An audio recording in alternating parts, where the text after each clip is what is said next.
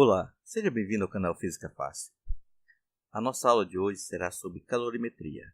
Mas antes quero dizer que estamos de volta e vamos continuar a postar vídeos constantemente para você que está no ensino médio ou você que vai fazer o Enem, possa aproveitar essas informações para se dar melhor nas suas provas, na escola e na prova do Enem. A calorimetria ela é a parte da física que estuda os fenômenos relacionados às trocas de energia térmica.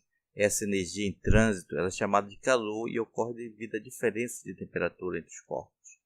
Então, o calor, na verdade, é aquela energia que está sendo transferida de um corpo para o outro, como podemos verificar nessa figura aqui. Então, essa transferência de energia interna se dá devido à diferença de temperatura. Por exemplo, nesse caso aqui nós temos o corpo A e temos o corpo B, sendo que o corpo A tem uma temperatura maior que o corpo B. Logo, aquele corpo que tiver temperatura maior, ele vai ceder calor, vai ceder energia interna para o outro corpo que tem temperatura menor. E essa transferência, propagação de energia interna é o que nós chamamos de calor. Na prática, a unidade que utilizamos para medir o calor é a caloria. Mas no Sistema Internacional de Medida, onde padroniza as unidades de medida, lá se utiliza o Joule. E para ver uma conversão entre caloria e Joule, foi estabelecida que uma caloria ela equivale a 4,186 Joule.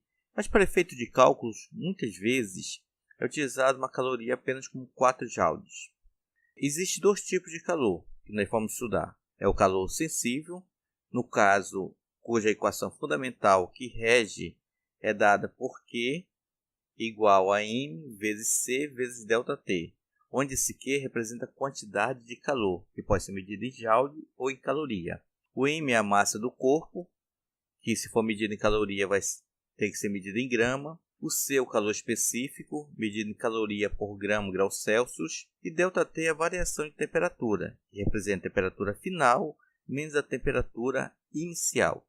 É bom aqui a gente ressaltar a importância do calor específico de uma substância. Esse calor específico ele depende da substância que compõe o corpo. Então, de acordo com a substância, pode ser que aquele corpo ele precise de mais calor ou menos calor para que haja variação na sua temperatura. Existe uma tabela onde já foi feito experimentos para verificar qual era o calor específico de algumas substâncias. Geralmente o professor passa isso em sala de aula e nós vamos trabalhar nas nossas próximas aulas. Cada substância precisa de uma determinada quantidade de calor para que 1 grama da substância possa variar em 1 grau Celsius. E junto com o calor sensível, é bom que nós possamos conhecer a capacidade térmica. O que seria a capacidade térmica? Seria a quantidade de calor que o corpo precisa para que haja variação em sua temperatura.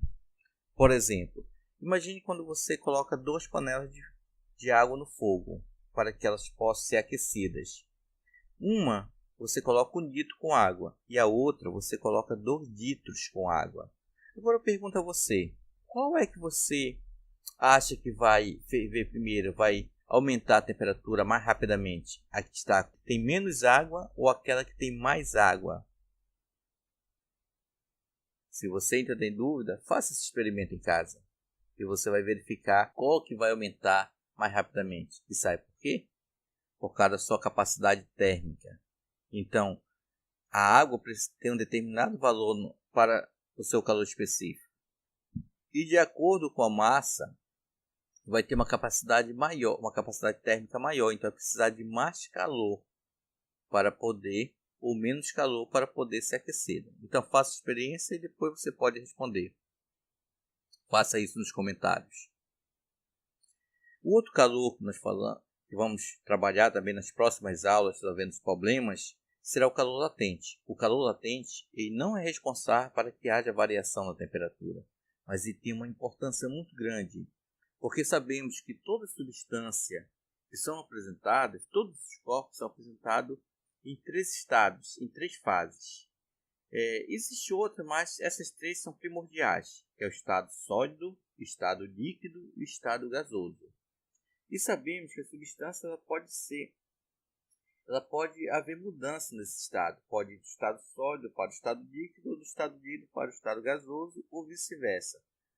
O mais comum é a água, que se apresenta nesses três estados. Podemos verificar facilmente quando colocamos a água no estado líquido no congelador, ou quando fervemos a água, verificamos essa mudança de estado. E essa mudança ela se dá através do calor latente, que é dado por essa fórmula aqui, onde o que é a quantidade de calor que é recebida ou cedida por um corpo, aqui a massa do corpo e aqui o calor latente, então, quantidade de calorias para que haja transformação de um estado para outro.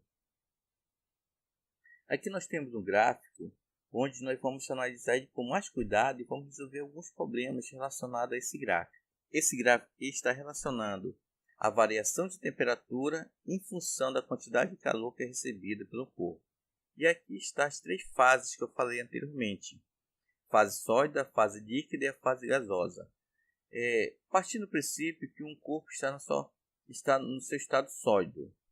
Então, a partir desse momento, ele começa a receber calor. Quando ele começa a receber calor, o que vai acontecer com a sua temperatura? Vai aumentando, até chegar a um certo ponto.